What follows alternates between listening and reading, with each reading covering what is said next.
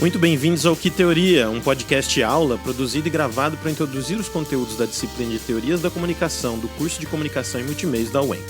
Neste primeiro episódio, a Mass Communication Research, ou Beba Coca-Cola. Como as primeiras teorias de comunicação enxergam o mundo e a comunicação? Como a comunicação ocorre e quais são suas consequências para a sociedade moderna? Qual é o poder da comunicação de massa? Essas são as perguntas que os teóricos e cientistas sociais dessa corrente buscam responder. E por que Beba Coca-Cola, esse título alternativo que estamos dando aí? Porque os estudos dessa corrente lidam com o poder da publicidade e da propaganda política, com os objetivos, efeitos e funções da comunicação em manipular, conduzir e seduzir comportamentos humanos. Assim, as pesquisas de comunicação de massa, também conhecidas como paradigma funcionalista e outras variantes, têm uma visão de comunicação como objeto social, algo que existe no mundo e exerce uma função, que tem resultados observáveis cientificamente. Então, nesse episódio, nós vamos falar das origens dessa corrente, do seu contexto histórico, das ideias fundamentais que orientam esses estudos, dos estudos e principais correntes que se inserem nessa perspectiva e das ideias mais recentes que se apoiam também nessas principais correntes. Esse é o primeiro assunto da disciplina, porque também essas são as primeiras teorias desenvolvidas especificamente com a comunicação em mente. São teorias de comunicação por excelência.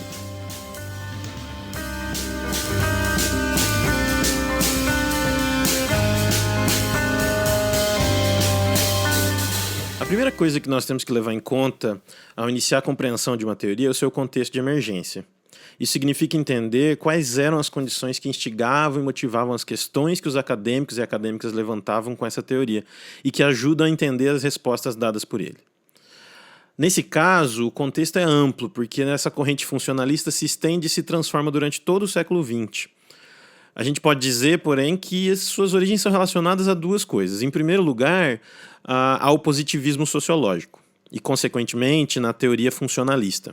E, em segundo lugar, no rápido desenvolvimento dos meios de comunicação que conseguiram atingir números expressivos de pessoas de uma só vez. O cinema hollywoodiano, o rádio e a televisão, principalmente.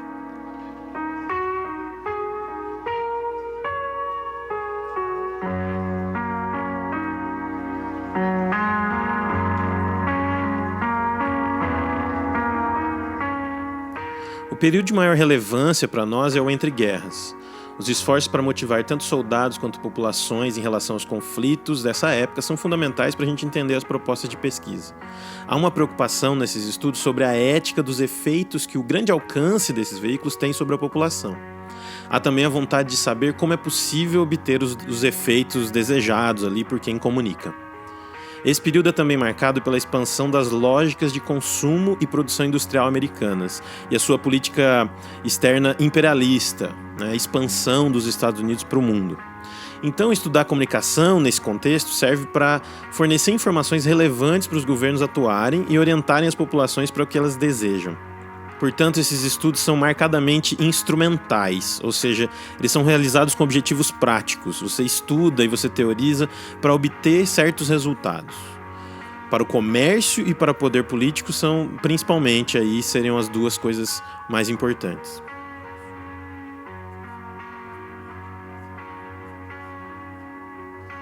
Ao longo das próximas décadas, até os anos 1960, o foco dessa busca por informações ela vai circular desde a divulgação do American Way of Life, tanto com objetivos políticos quanto comerciais, até a propaganda anticomunista na Guerra Fria. Sempre esses estudos tentando entender a eficácia da propaganda política, a capacidade de persuasão publicitária e a influência dos veículos sobre as pessoas.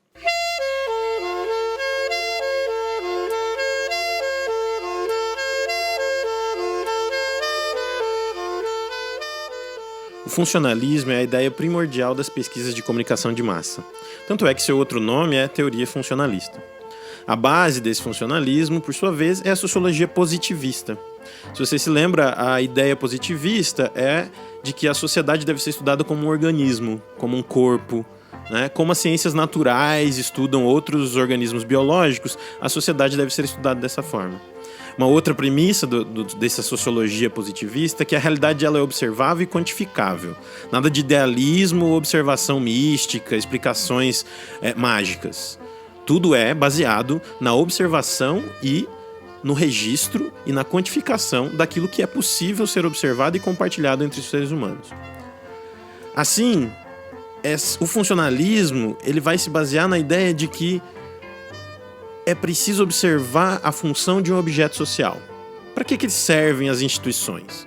Para que serve o dinheiro? Para que serve uma cidade? Para que serve uma igreja? Para que servem esses objetos sociais, essas instituições colocadas na sociedade? E também, para que serve a comunicação? No caso, para que servem as indústrias de Hollywood? Para que servem as indústrias de rádio e televisão? A sociedade, sendo um organismo, precisa desses objetos. Eles funcionam articulados para que essa sociedade continue funcionando. Da mesma forma que o seu coração tem uma função, e que essa função depende também do cérebro, que tem uma outra função, assim é uma sociedade. Uma sociedade é uma estrutura que tem suas funções, seus órgãos, né? Um sistema de partes que cumprem uma função e geram equilíbrio. Dessa forma, então, o funcionalismo só poderá analisar as coisas baseando-se nessa perspectiva. O que limita essa teoria a olhar apenas para as instituições, para aquilo que é mais fácil de se observar numa sociedade, os objetos mais mensuráveis de uma sociedade.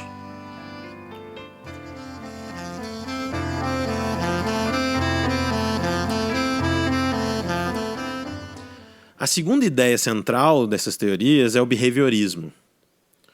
Sustentada pela mesma base positivista do funcionalismo, essa perspectiva quer fazer o mesmo com a psicologia. Deve ser uma ciência com objetos de estudo mensuráveis e observáveis, sem sensibilidades, subjetividades, intimidades, essas outras análises possíveis da psicologia, né, que são aí replicadas por outros pesquisadores.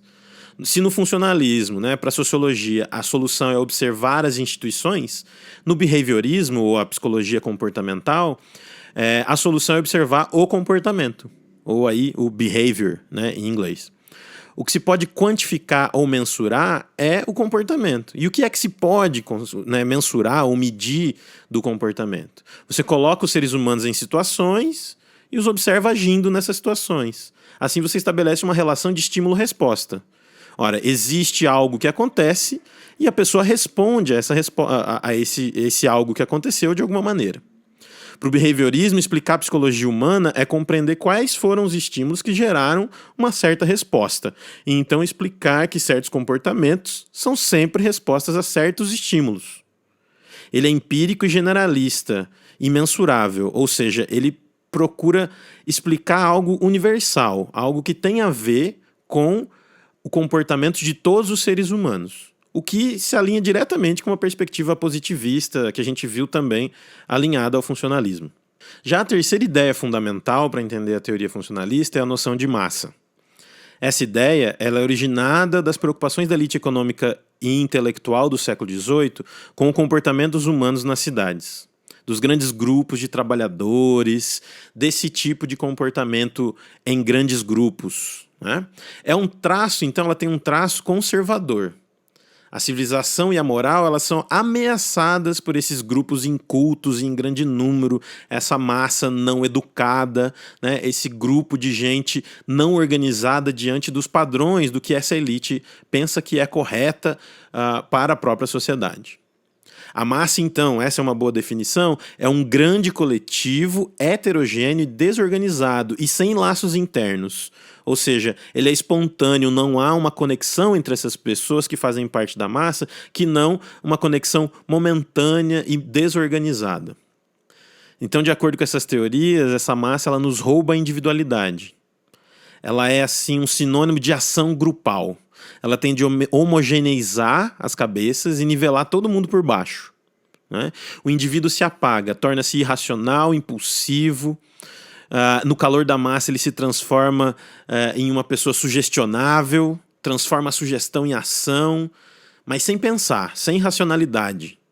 E aí você vê, a racionalidade é algo que tem a ver aí com a proposta positivista, né? Com a noção moderna de pensamento, o desafio ao misticismo, da mesma forma também que a gente vê conectada ao positivismo, né? Da mesma forma que a gente viu anteriormente.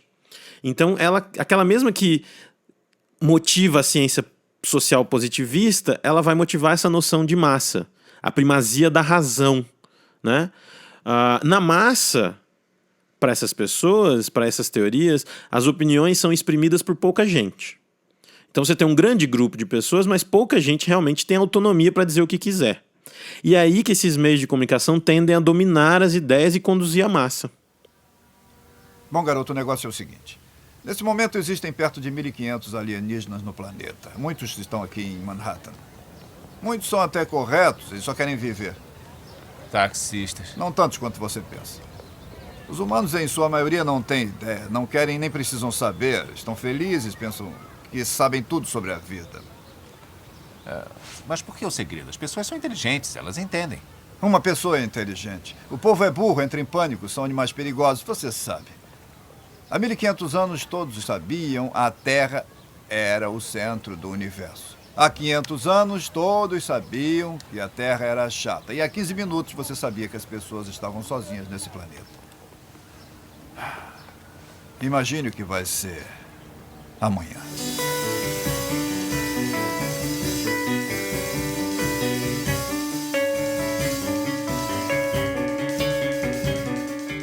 Nesse trecho aí de Homens de Preto, de 1997, o personagem do Tommy Lee Jones, o K, sintetiza essas várias noções aí das ideias que essas ideias fundamentais nos apresentam. Principalmente essa noção de massa, massa irracional, massa burra, não é?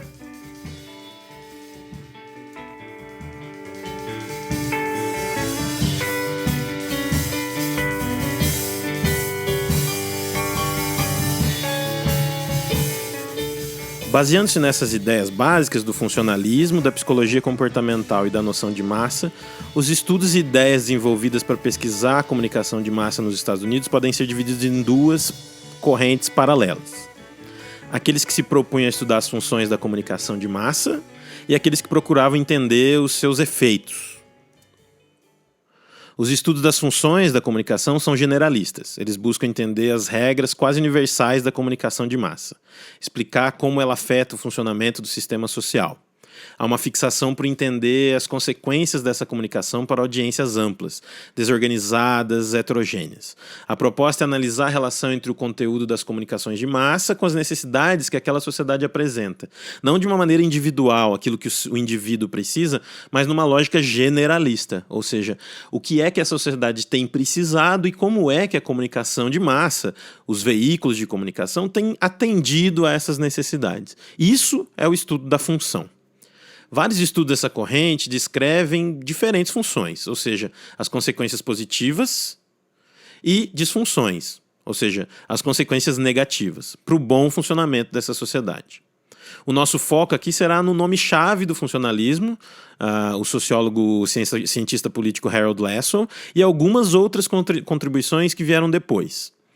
Esse cientista político da Universidade de Colômbia, que publicou sobre propaganda nazista, propaganda comercial e propaganda eleitoral, ele sintetiza essa teoria explicando a comunicação em três funções. A função de vigilância, a função de integração e a função de educação. Respectivamente, para o Lassell, as instituições de comunicação coletam e circulam informações sobre a sociedade, cumprindo aí a função de vigilância. Elas também demonstram como deve ser o comportamento de cada um nessa sociedade, né? Mostrando, sendo um espelho para as pessoas entenderem o que é que elas precisam ser, gerando integração. E por fim, elas transmitem os conhecimentos sociais para os mais novos, estabelecendo uma herança social de valores, narrativas e imagens que compõem aquela sociedade, ou seja, uma função educativa. Uma quarta função, a de entretenimento, é adicionada a essas três pelo sociólogo Charles Wright Mills, também pesquisador da Colômbia. Nesse caso, além de vigiar, integrar e educar, a comunicação de massa também serve para distrair a população. Essas funções não são excludentes. Um programa de TV pode servir tanto para fazer circular informações importantes quanto para integrar uma população local, por exemplo. Outros dois sociólogos alteram um pouco essa perspectiva do Lassell.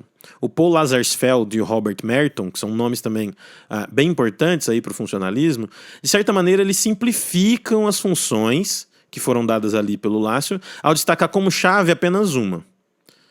Além disso, eles atentam para a possibilidade dos efeitos negativos da comunicação de massa, acrescentando aí uma disfunção. A função que eles apresentam é a de atribuição de status e execução de normas sociais. Assim, para eles, os meios eles vão dar visibilidade, destacar e dar importância a pessoas, assuntos, acontecimentos, temas, etc., na sociedade. Já a disfunção, eles chamam de narcotização. Eles enxergam que há uma possibilidade na comunicação de massa de entorpecimento ou apatia no público, diante de tanta informação e tantas mensagens produzidas pela comunicação de massa.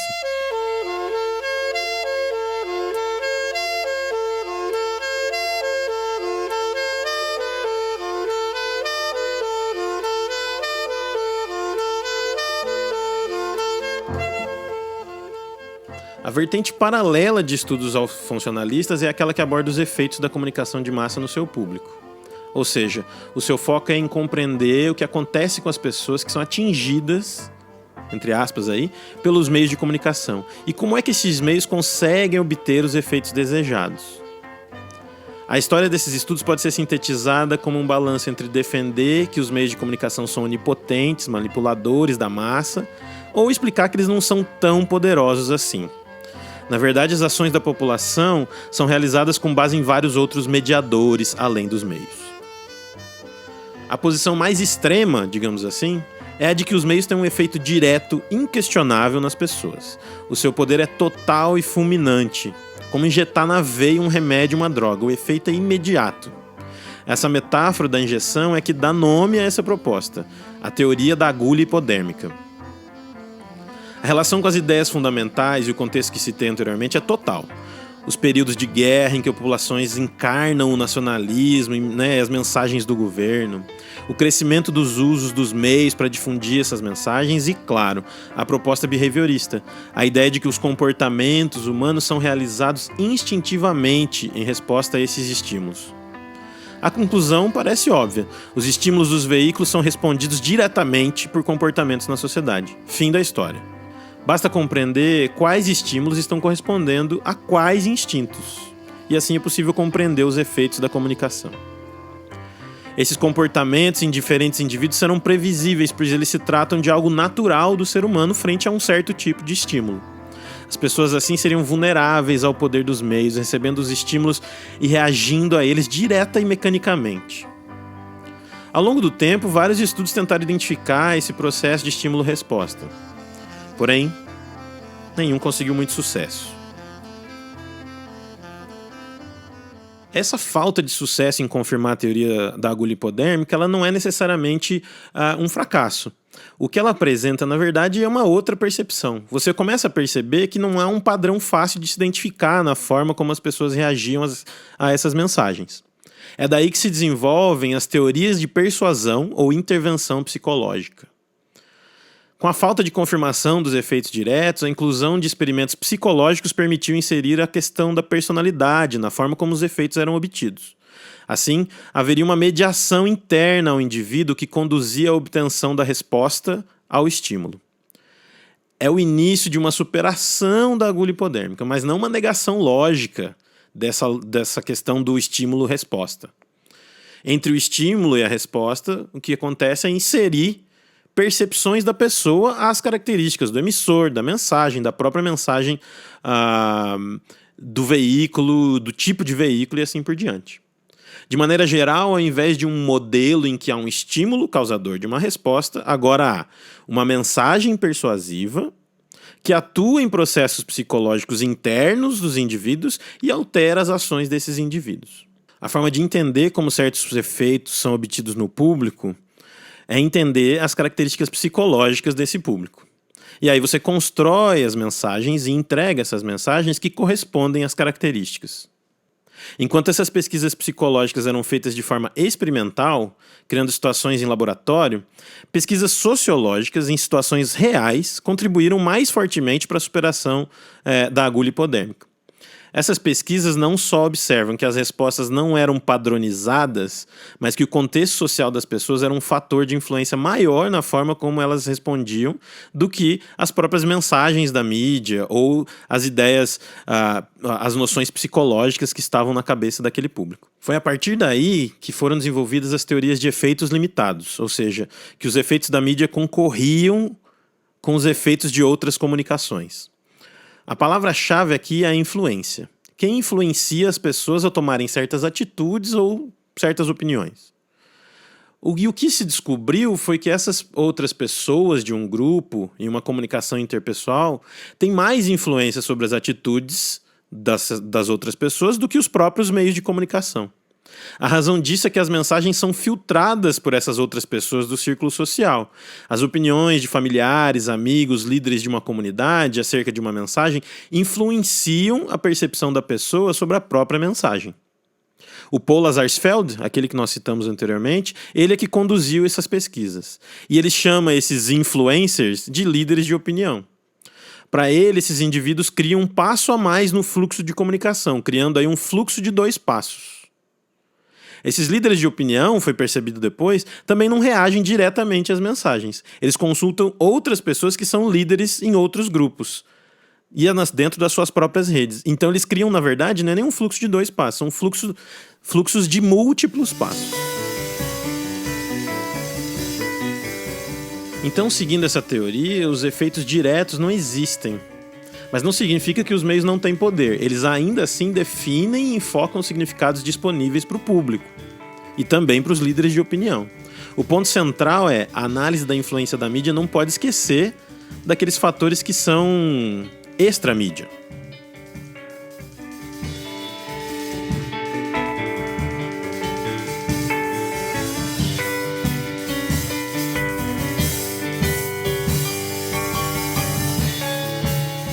É aqui que nós entramos em um mundo paralelo às perspectivas sociológicas ou psicológicas que nós estudamos.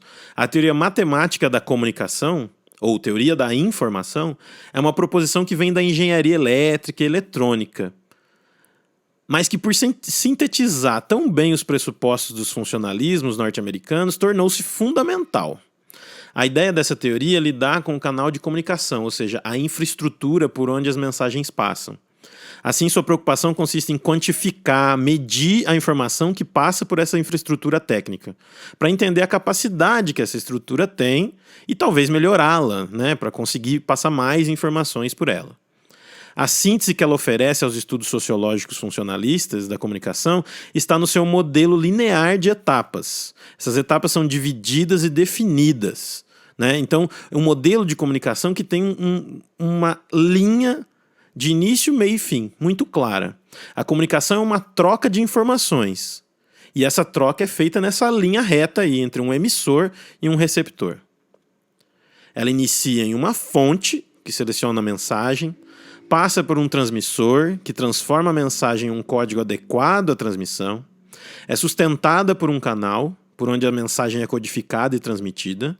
Esse canal é conectado a um receptor que decodifica a mensagem para que ela possa ser adequadamente lida por um destinatário. Pronto, um começo, um meio e um fim. Como eu disse, esse modelo descreve perfeitamente o enfoque sistemático das pesquisas de comunicação de massa e fornece a ela um esquema para decidir o que estudar. A fonte, o transmissor, a mensagem, o destinatário. Basta escolher o que é que você quer estudar e estudar. Para a teoria da informação, essa esquematização serve também para identificar claramente o seu foco, o canal e a quantidade de informação que ele consegue transmitir. 3 outros conceitos são importantes e devem ser estudados nessa questão da teoria da informação. Mas por uma limitação de tempo, aí fica a dica para vocês olharem com mais atenção ao texto. O conceito de informação, o conceito de entropia e o conceito de redundância. Que tal trazer esse debate aí sobre esses conceitos para as nossas discussões ao vivo?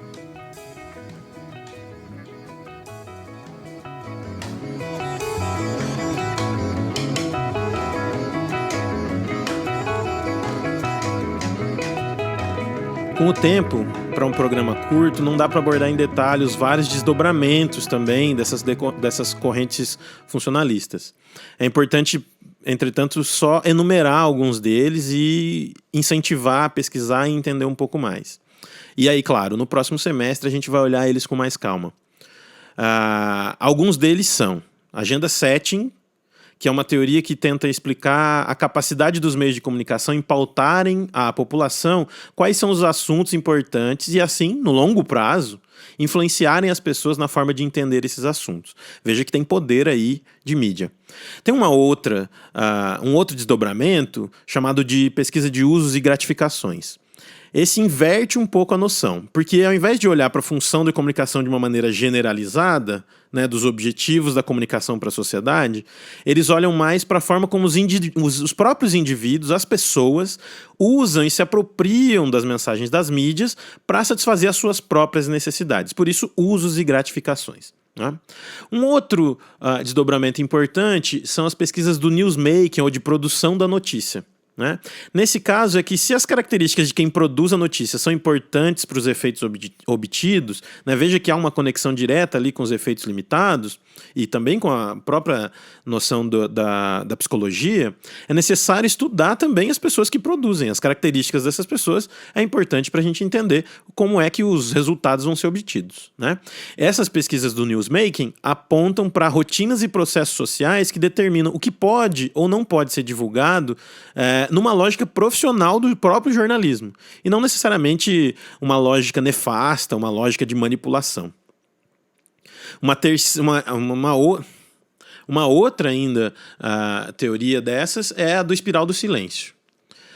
Na espiral do silêncio, o que foi percebido foi que a circulação de opiniões pela sociedade ela é regulada tanto pelos meios, da maneira como a Agenda Setting postula, mas também por outros grupos sociais de indivíduos que têm o interesse em fazer com que informações e opiniões circulem.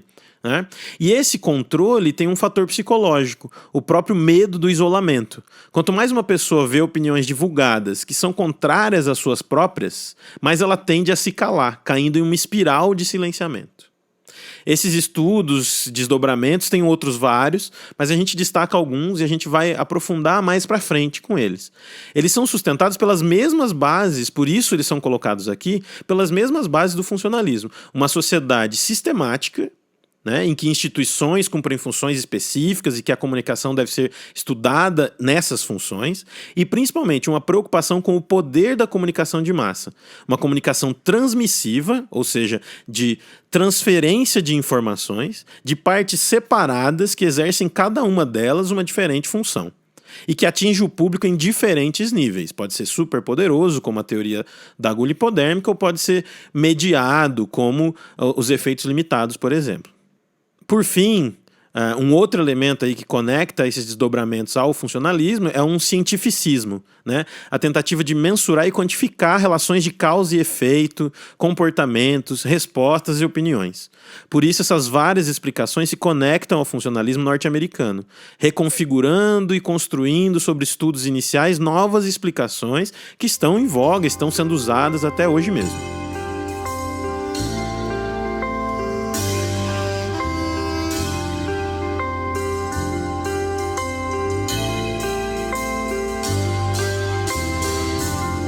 Em resumo, é isso.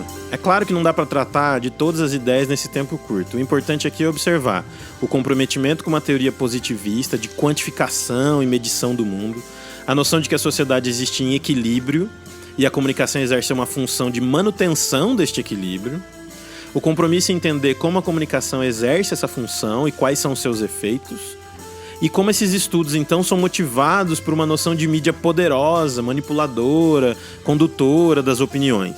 Né? As suas explicações elas buscam demonstrar como é possível, para o bem ou para o mal, usar desses conhecimentos para conduzir a sociedade. E apesar de não terem um compromisso com o desafio ao Estado e coisas do momento, elas dão ainda subsídios, fora até mesmo das suas propostas, para a gente criticar ou entender fenômenos ligados a opiniões políticas, resultados de eleições, gosto de consumo e outros comportamentos humanos na sociedade moderna, nesse nosso mundo contemporâneo, das redes sociais e assim por diante.